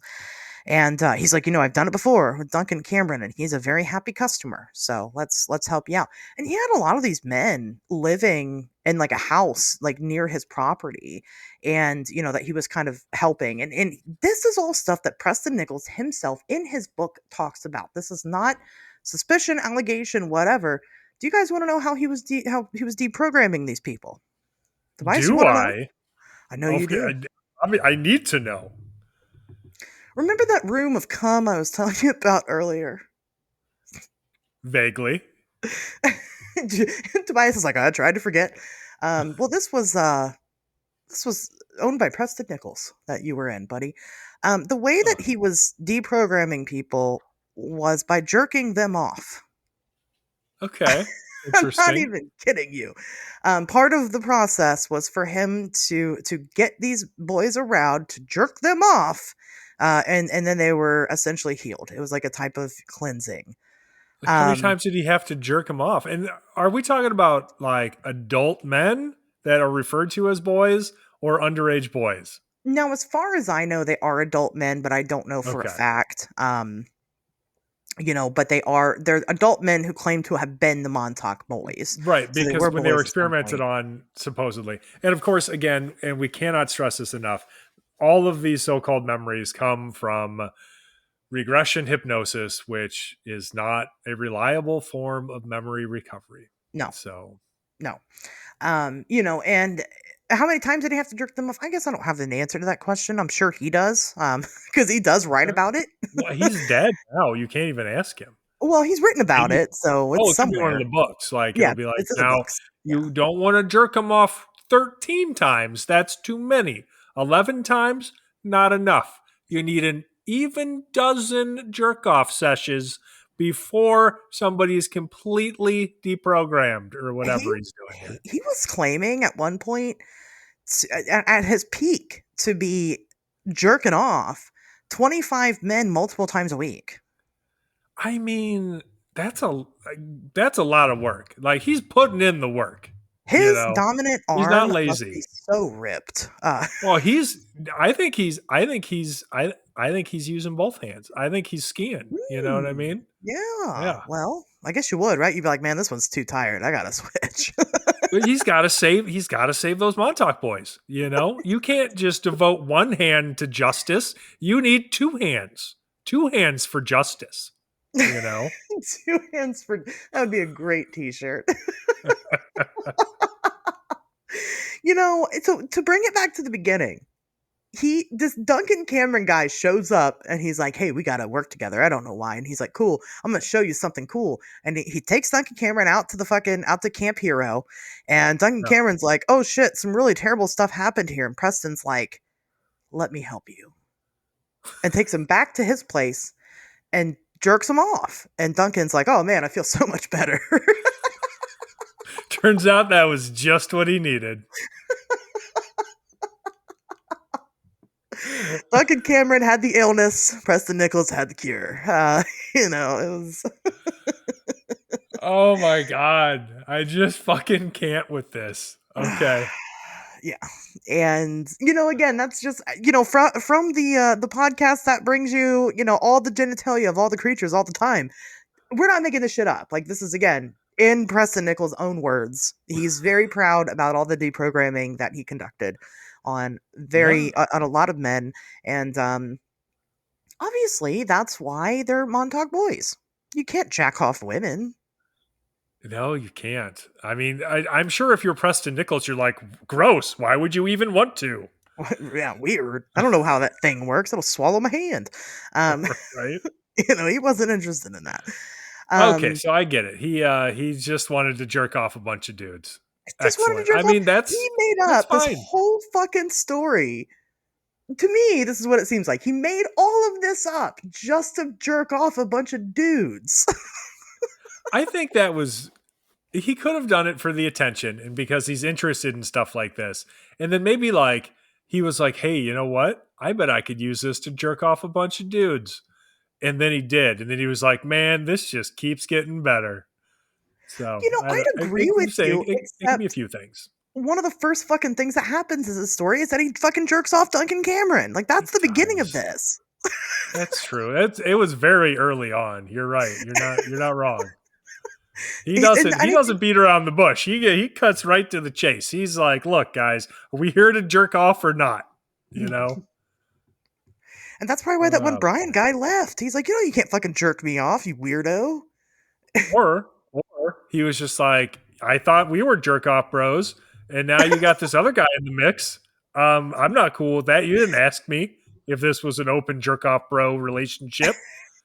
So he took off. He's like, fuck that. I'm better than this. Right. Exactly. He's like, Brian.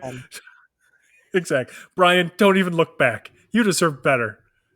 Yeah. No, that's exactly it. Now, I don't know how many times Preston Nichols got jerked off. He doesn't mention that he ever got jerked off. I think he was the jerker, not the jerky. Yeah, he was the jerker. He was. Some people are tops, some people are bottoms. It's fine. They love jerking it, for other people, to help other people.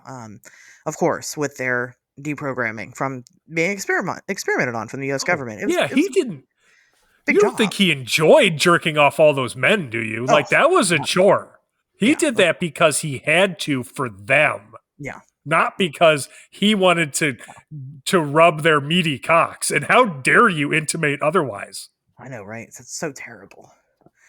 It's just out of all the shit that happens in this story, that's the craziest to me. Because that part, everything else aside, that part's real. Yeah.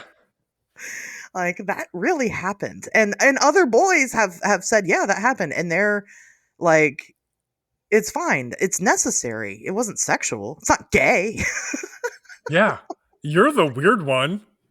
I had to get deprogrammed. This was the only way it worked. Okay. I'm not going to, honestly, I take that joke back because they are victims. They really are. These are people that, again, are vulnerable in vulnerable positions that if they really do truly believe that this stuff happened to them, it's because there's something unfortunate about them that is out of their control. It's not because Yeah, it really happened. right. There are issues of consent here Right. that we would have to consider. Yeah, I mean, dropping the comedy hat for just a second. If he really was, if these men were really mentally ill and convinced of the reality of a lie told to them by regression hypnosis, and thought that as a result, the only method through which they could gain some peace was to allow this man to molest them, that's fucking sick. Yeah. And obviously that, I mean, that's rape, like that's Yeah. not cool.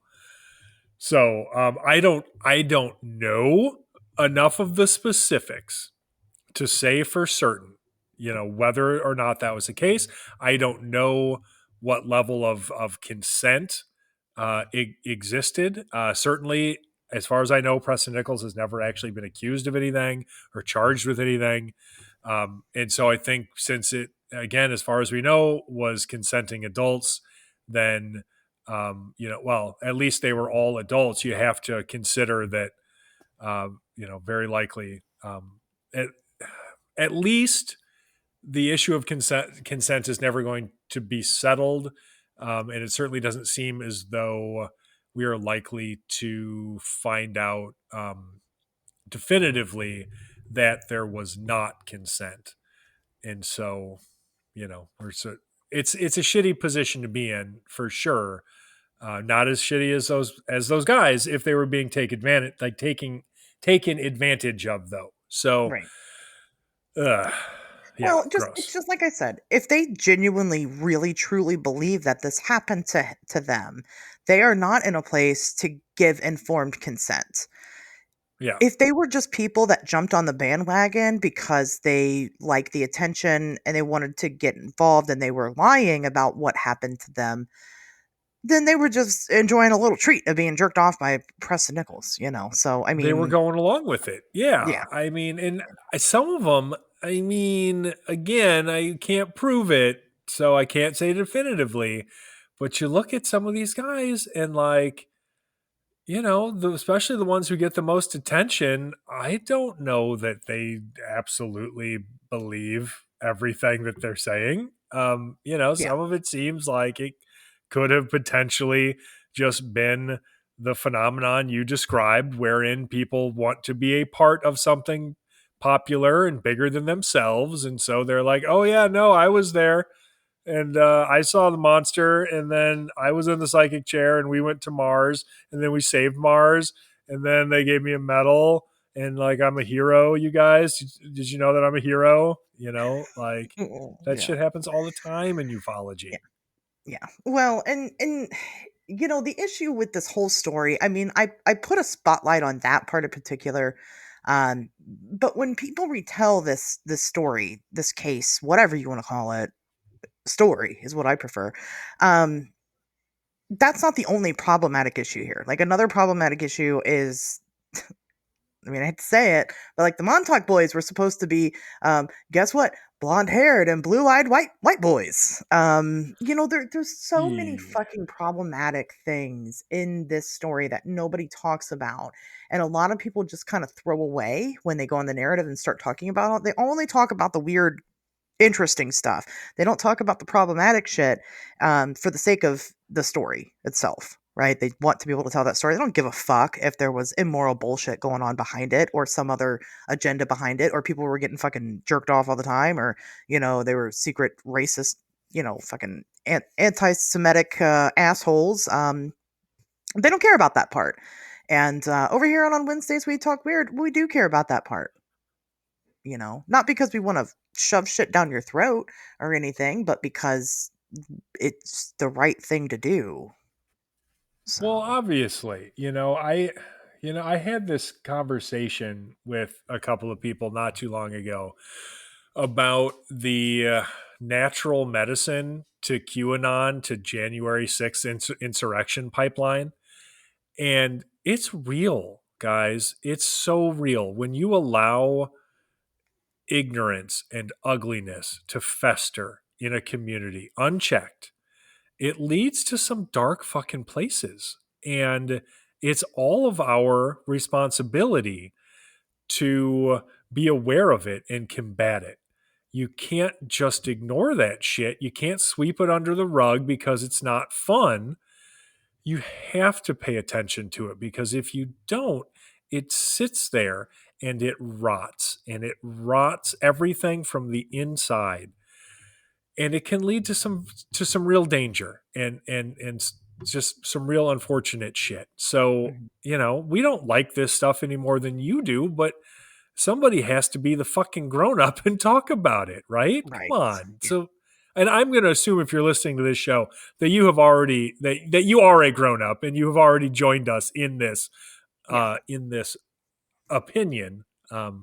So yeah, I'm not trying to sit here and lecture our listeners, but just in case you happen to be brand new and have no idea what we're about. Yeah, dude, you can't sit there and ignore anti-Semitism. You can't sit there and ignore potential assault. You just can't. You can't ignore any of it, and we won't. Just so we're clear, the issue is not that if men were having consensual sex with other men. That is not an issue. That is totally fucking natural and fine. Not a big deal at all. That's not a deal. Doesn't matter. The issue would be if people were being taken advantage of, Right. and thus molested. And so that's not a gay or straight issue. That is a predatory behavior issue. Just so we're clear. Yeah, exactly. I mean, you can, double fist all the dicks all day long, put them in every hole. I support that as long as everybody there is a consenting party. Love is love. Yeah, that's none of my business. But getting back to, Tobias, you kind of mentioned that pipeline. Well, there is a pipeline for the Montauk Project itself, and that pipeline is MK Ultra, which is very, very real, and we know it's real. So I'm not going to invalidate anybody by saying, well, you're just a stupid dumbass if you think that that Montauk Project is real, because the reality of it is that the themes of stuff that they discuss in this have taken place, and at the time that they were telling this story, I don't think we quite knew yet the gravity of MK Ultra.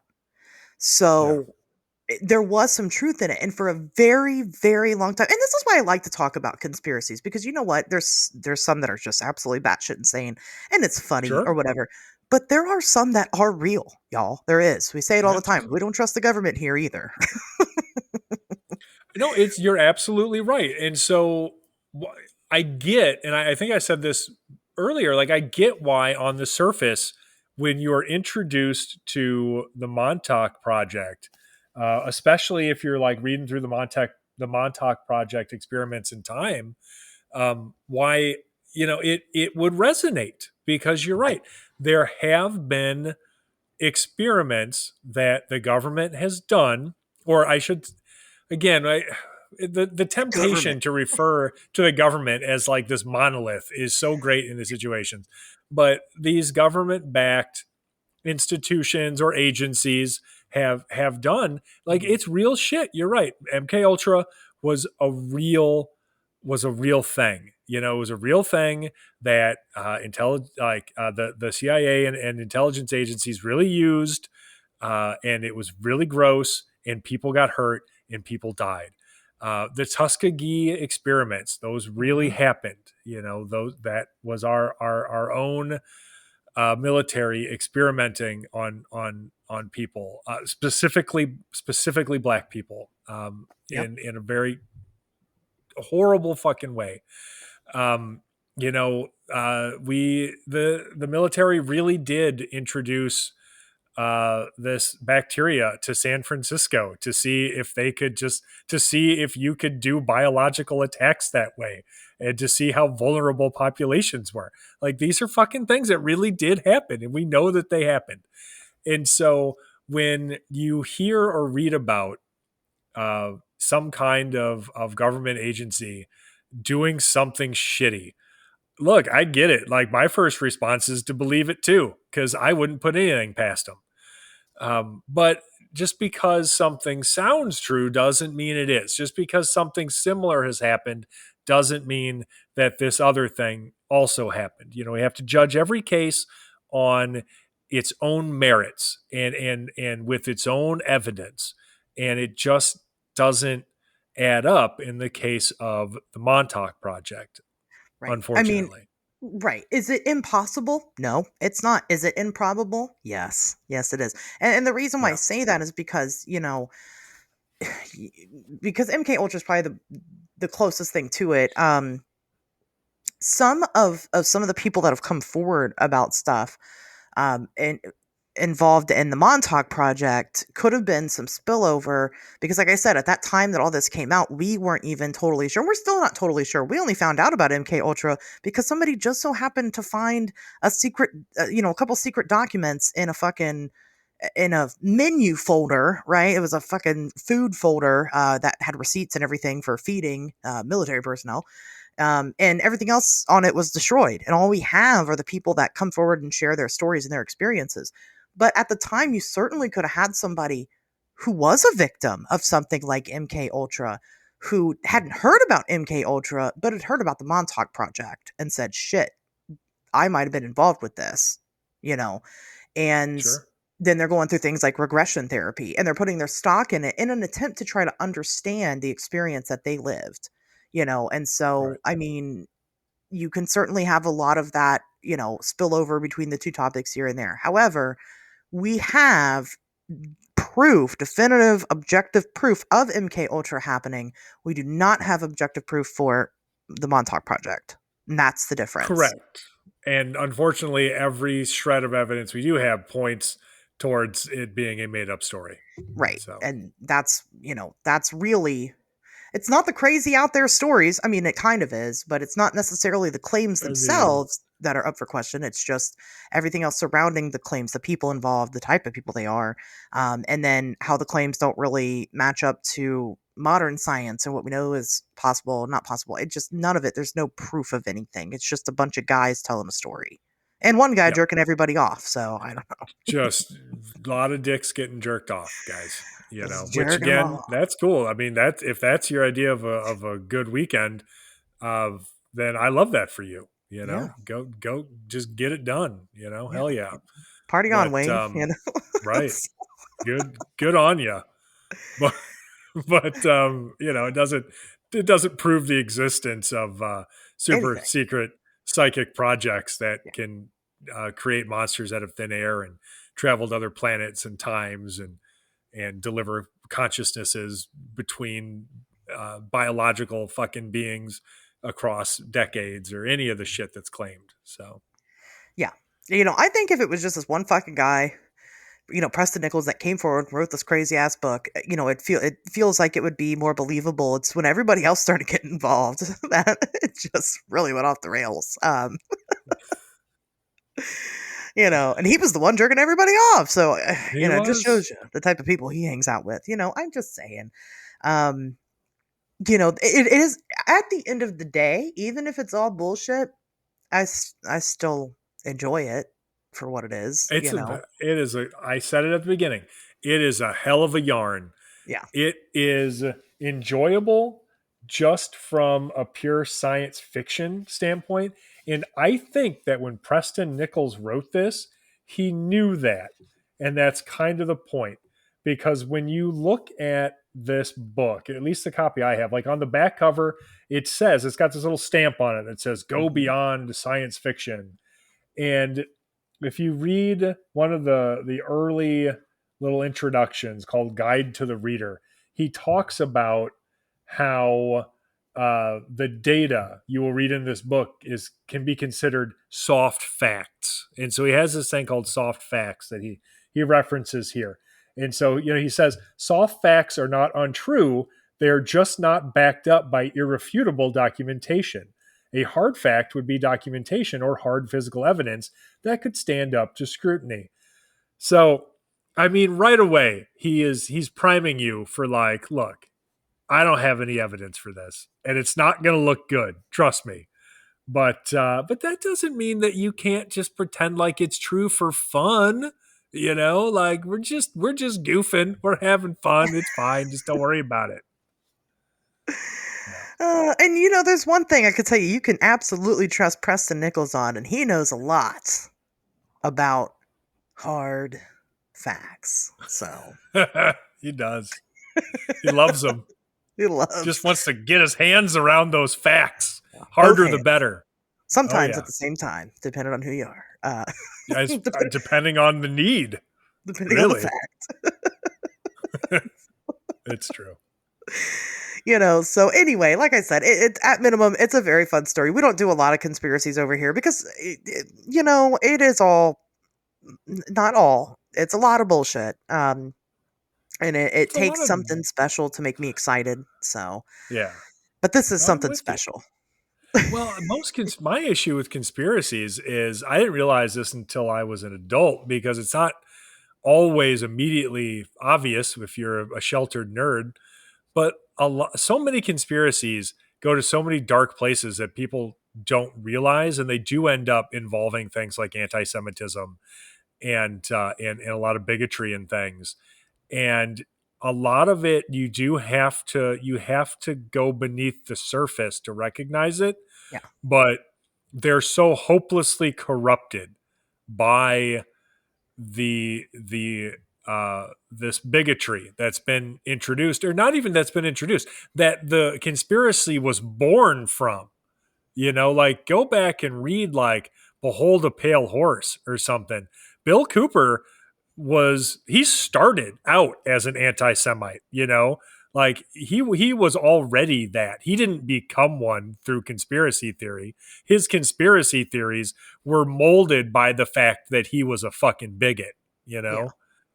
So, and it sucks, but you can't hide from it, and I'm not going to keep beating this dead horse. I'm just saying we can't ignore that shit just because of a cool story. You just can't. Exactly. There are other cool stories that don't involve any of that shit that we can pay attention to. And you guys don't want to hear. I mean, we do it a lot, and it's not our fault that it ends up being this way. But you don't want to hear week after week after week of us just telling you about shit that didn't happen. You want to hear about some of the shit that maybe could have potentially happened, right? True. So but I do like to touch on them from time to time because, like I said, some of them are special and they are fun to talk about, and they're just so misunderstood. And that's more. Yes, we're a paranormal podcast, but not in the way of fueling your belief in something that's obvious bullshit, in the way of picking apart what's bullshit and what's not. And that's always going to be what's most important here are the facts. Oh, yeah. Because that's just the type of people we are. So, I don't know, get over it if you don't like it. But but there are mysterious things that happen in this world that we don't understand. And, I like to talk about that too, because that's what got me into this. Oh, yeah. No, I agree. I'm with you. Here we are. Tobias, do you have any final thoughts on the Montauk Project or anybody involved or anything that you haven't said already? Oh, boy. I mean, I think I pretty much covered it, honestly. Like I said, I mean, this is just another great example of a conspiracy theory that is interesting on the surface, but as soon as you delve any deeper than surface level, it unravels very, very quickly. And, I guess if there's one lesson that I would ask people to take away from this, it would be to make sure that you understand make sure you understand the origin of these stories and these conspiracy theories and the influences that those origins have had over them, because it is fine to enjoy a cool story. We all do. It's a great thing to be entertained. Life is short. Have fun. You should enjoy it, right? But at the same time, you want to make sure that you're not supporting something that you will later come to regret. Yeah. And I think that the Montauk Project could potentially fall into that category. So caveat emptor, buyer beware. And there's other stuff. I mean, if you guys want more of this, obviously check out the source material, right? Preston Nichols himself. There's other things, all the weird shit that washes up on the beaches of Long Island, that are not only connected to the Montauk Air Force, or potentially people say connected to the Montauk Air Force Station, but Plum Island, which is also right there, and that's a whole nother fucking topic for a whole nother fucking day. But there's a lot to it. There's a lot more here. This isn't the end all be on. It shouldn't be. If you enjoyed this story and you want more, well, go find it. This is your invitation. This is your permission. You're allowed to enjoy it. It's okay. Very true. So anyway, that's my final piece on it. Again, hopefully we'll see some of you guys, or at least I'll see some of you guys at this month's, monthly virtual meetup. Come join the Patreon and we'll see you over there. But for everyone else, we'll see you back here next Wednesday.